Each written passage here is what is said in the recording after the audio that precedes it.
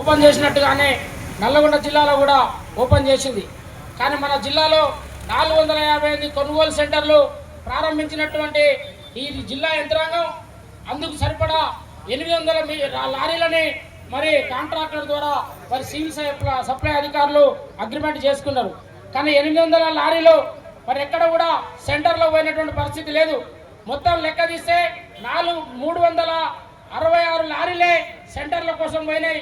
మిగిలిన లారీలు మొత్తం సెంటర్లకు పోకుండా వ్యక్తిగతంగా కాంట్రాక్టర్ వారిని వేరే మరి పక్కదారి తప్పించి రైతాంగానికి అందుబాటులో లేకుండా సెంటర్లలో పోకుండా చేసినటువంటి కారణంగానే ఈరోజు త్వరలోగా మరి కాంటాలు కావడం లేదు. అదేవిధంగా మరి ధాన్యం ఎగుమతి అయ్యి మరి మిల్లర్ల దగ్గర దిగుమతి అయ్యే పరిస్థితి లేదు. దీనికి అధికారులు వంతపడుతూ మరి కాంట్రాక్టర్కు వంతపడుతూ కాంట్రాక్టర్ మీద చర్యలు తీసుకోకుండా మరి మిల్లర్లకు కాంట్రాక్టర్ మీద చర్యలు తీసుకోకుండా లారీలు ఎందుకు రావట్లేవని రైతుల్ని మోసం చేస్తున్నారు. రైతులు రాకపోవడానికి మరి లారీలు రాకపోవడానికి కారణం జిల్లా సివిల్ సప్లై అధికారులు, జిల్లా కలెక్టరు మరి మీరే కదా. మరి మీరు ఎందుకు కాంట్రాక్టర్ మీద చర్య తీసుకోవడం లేదు? కాంట్రాక్టర్ని ఏమనకుండా లారీలు రావట్లేవనే పేరుతోటి రైతాంగాన్ని ఈరోజు నెల రోజులు అవుతున్నా కూడా కళ్ళాల్లో పండబెడుతున్నటువంటి చరిత్ర మరి ఆ రైతుకార యంత్రాంగానికి ఉన్నది. అదేవిధంగా మరి ట్రక్ షీట్లలో 41 కిలో 700 చౌకాలు ఉన్నప్పటికీ ఎప్పుడై 42 కిలోల చౌకాలు ఉన్నప్పటికీ ఓకే 41 700 చౌకులు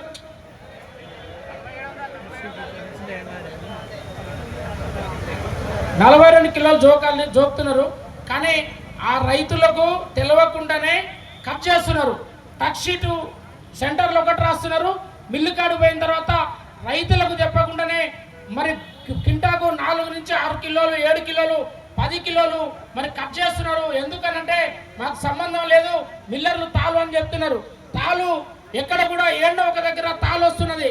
కానీ మిల్లర్లు సివిల్ సప్లై అధికారులకు ఒకటే విజ్ఞప్తి, మీరు రాష్ట్ర ప్రభుత్వంతో సిఎంఆర్కు పద్ధతిలో ఏ రకంగా ఒప్పందం చేసుకున్నారో దానికంటే తక్కువ వచ్చినప్పుడు మాత్రమే మీరు రైతుల దగ్గర నుంచి కటింగ్ పెట్టాలి.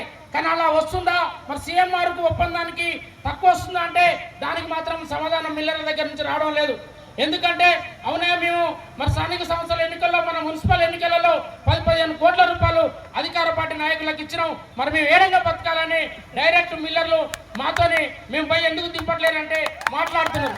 అంటే మేము నల్లగొండ నియోజకవర్గంలో కానీ తెలంగాణ రాష్ట్రంలో కేసీఆర్ గారు ఉన్నప్పుడు మిల్లర్ల కాడ రూపాయి తీసుకోకుండా రైతులకు అనుకూలంగా రైతులకు సేవ చేసే విధంగా పనిచేసినటువంటి చరిత్ర మరి బీఆర్ఎస్ పార్టీది.